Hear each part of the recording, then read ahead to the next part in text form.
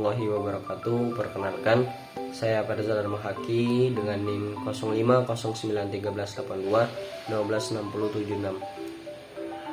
Di sini saya akan menampilkan sebuah video proses perancangan area belakang gedung jurusan budidaya pertanian Universitas Sriwijaya, yang mana saya telah melakukan survei lokasi, pengukuran tapak, mewawancarai salah satu mahasiswa yang sering lalu lalang di area tersebut, serta mengkonsep dan merancang area tersebut. Silakan untuk menyaksikan video dari saya.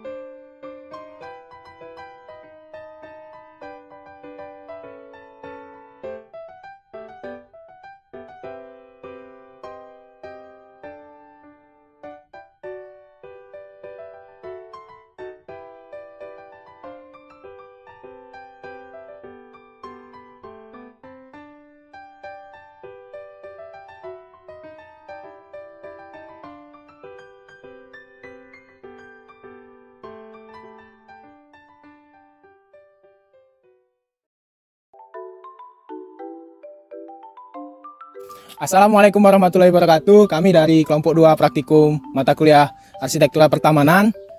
Di sini sebelumnya izinkan kami memperkenalkan diri, mulai dari saya Muhammad Oktabatrio Putra. Saya Riosa Arido Putra. Saya Muhammad Asirajmi. Saya Febi Trilamedi Pangaribuan. Saya Bintang Zurio Gandhi. Saya Rizka Yuniarti Anggraini. Saya Vanessa Ista Nurhaliza. Saya Karisma Indah Safitri. Aku Dita Riauli. Saya Dina Alfiana. Saya Firza Dharma Haki. Dan saya Franda Sumairi. Pada kesempatan kali ini kami sudah bersama 2 narasumber kami untuk melakukan wawancara pada praktikum arsitektura pertamanan. Untuk narasumber pertama kami ini ada Danu, dan untuk narasumber kedua kami itu ada Kak Made. Menurut Kak Made dan Danu, di sini kan banyak pohon-pohon yang bisa dibilang tidak terurus lah. Menurut pendapat kalian, ini baiknya kita pangkas atau langsung kita tebang saja? Untuk yang di pruning tadi ya, baiknya di pruning atau ditebang. Kalau menurut saya sih di pruning saja bagusnya. Kalau apalagi di sini melihat terlalu terbuka ya untuk ininya, jadi biar gak panas, jadi kita pruning saja gitu. Kalau dari saya. Ya, menurut saya juga sama, kita harus mempruning dulu, karena kan jika langsung ditebang mungkin langsung terkena sinar matahari dan langsung panas kan di daerah tersebut. Jika kalau dipruning mungkin akan tumbuh dengan daun-daun yang baru.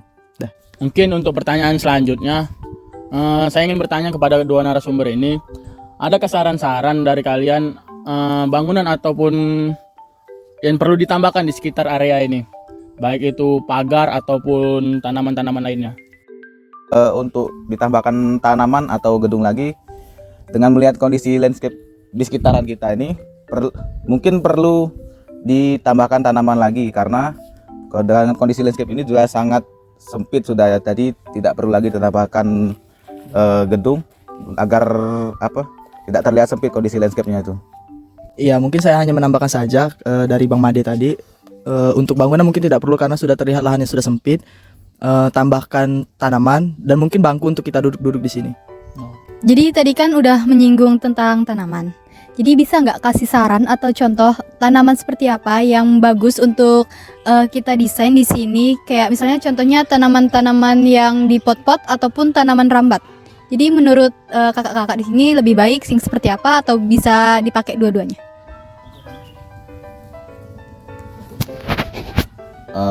Tadi itu ya berarti pertanyaannya rekomendasi tanaman untuk di taman sini ya. Jadi itu rekomendasi ya, mungkin dari saya mungkin tanaman pagar atau entah tanaman rambat, karena melihat kondisi juga sih udah banyak juga pot di sini, jadi nggak mungkin juga kita akan menambahkan tanaman pot gitu. Jadi bagusnya tanaman pagar untuk atau mengganti-ganti yang ini menjadi tanaman yang lebih bagus, atau juga ditambahkan tanaman merambat di bagian sana. Sama kayak Bang Made.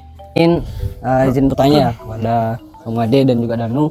Kan seperti yang kita lihat di sini sampahnya itu berserakan ya istilahnya itu kan. Tadi juga belum ada rekomendasi untuk menambahkan kotak sampah. Nah, pertanyaan saya apakah perlu di sini menambahkan kotak sampah?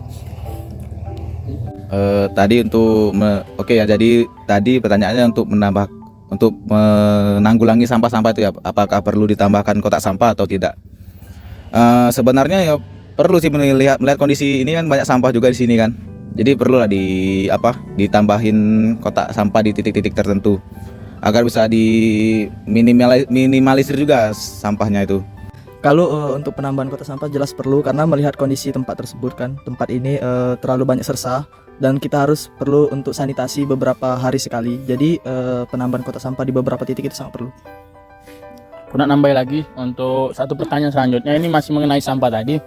Mungkin lebih memperjelas pertanyaan tadi. Saya ingin menanyakan apakah perlu ini kita buat tempat sampah yang membedakan antara sampah organik maupun anorganik.